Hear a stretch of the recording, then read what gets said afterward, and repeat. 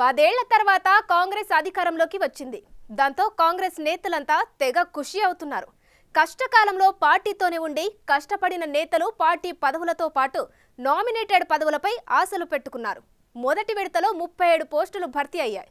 ఇక రెండో విడత కార్పొరేషన్ పదవుల పంపకానికి రంగం సిద్ధమైంది. ఈసారి కీలకమైన కార్పొరేషన్ పదవుల భర్తీతో పాటు ప్రభుత్వం కొత్తగా రైతు, విద్యా కమిషన్లు ఏర్పాటు చేయనుంది. వాటితో పాటు బీసీ కమిషన్ భర్తీకి ఇప్పటికే కసరత్తు మొదలైంది. ఆ క్రమంలో ఆశావాహులు ఎవరి స్థాయిలో వారు లాబియింగ్ మొదలుపెట్టారు.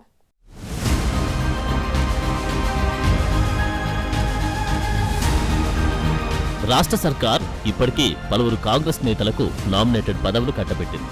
మొదటి విడత కింద 37 కార్పొరేషన్లకు చైర్మన్లను నియమించింది. అందులో భాగంగా మహిళా ఫైనాన్స్ కమిషన్లకు చైర్మన్లను, మెంబర్లను కూడా వేసింది. ఇలా జిల్లా స్థాయిలో మార్కెట్ కమిటీలను, ఇతర పదవులను పార్టీ నేతలకు కట్టబెట్టింది. రెండో విడత కింద భర్తీ చేసే పదవులపై ఇప్పటికే సీఎం రేవంత్ రెడ్డి కసరత్తు కూడా పూర్తి చేసినట్లు గాంధీభవన్లో జోరుగా చర్చ జరుగుతోంది.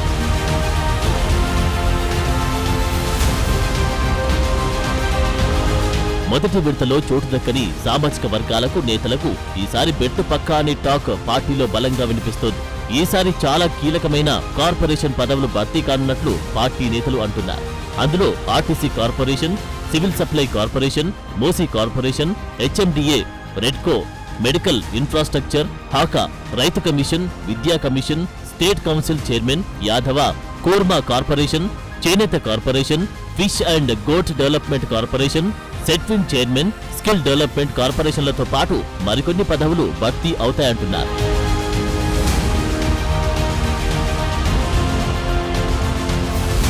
రెండో విడతలో భర్తీ చేసి నామినేటెడ్ పదవులను దక్కించుకోవడానికి ఇప్పటికే వందలాది మంది నేతలు పార్టీ ముఖ్య నేతల దగ్గర లాబియింగ్ చేసుకుంటున్నారు.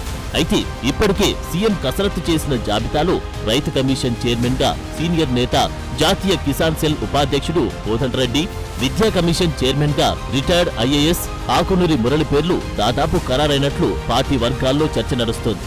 ఇక ఈ రెండు కమిషన్లలో చెరో 4 చొప్పున 8 మందిని మెంబర్లుగా నియమించనున్నారంట. ఇప్పటికే వారి పేర్లు కూడా ఖరారు అయ్యాయని సీఎం విదేశీ పర్యటన ముగిసిన తర్వాత ప్రకటిస్తారంటున్నారు.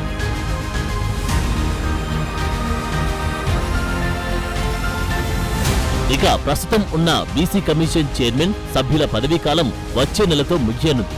అయితే వారిని కొనసాగించకుండా కొత్త వారికి అవకాశం ఇస్తారంటున్నారు.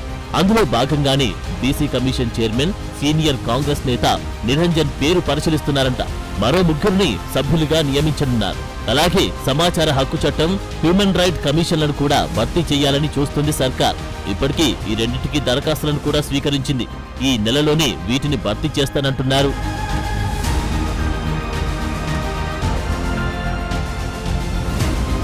రెండో విడతలో కార్పొరేషన్ పదవులతో పాటు వివిధ కమిషన్లకు చైర్మన్లను, మెంబర్లను వేయడానికి సర్కార్ ఇప్పటికే కసరత్తు పూర్తి చేసినట్టు తెలుస్తోంది. అయితే ఈసారి భర్తీ చేసే పదవులకు పార్టీ నేతలతో పాటు పార్టీ మారి కాంగ్రెస్ లో జాయిన్ అయిన ఎమ్మెల్యేలు, పార్టీ సీనియర్ నేతలు, రిటైర్డ్ ఉద్యోగులు, జర్నలిస్టులు పోటీ పడుతున్నారు. రెండో జాబితాలో ఎంతమందికి ఛాన్స్ ఉంటుందోనని అందరూ ఆసక్తిగా చూస్తున్నారు. ఏదేమైనా సీఎం విదేశీ పర్యటన ముగించుకొని హైదరాబాద్ కు రాగానే రెండో జాబితా పక్కా అంటున్నారు సీనియర్ నేతలు.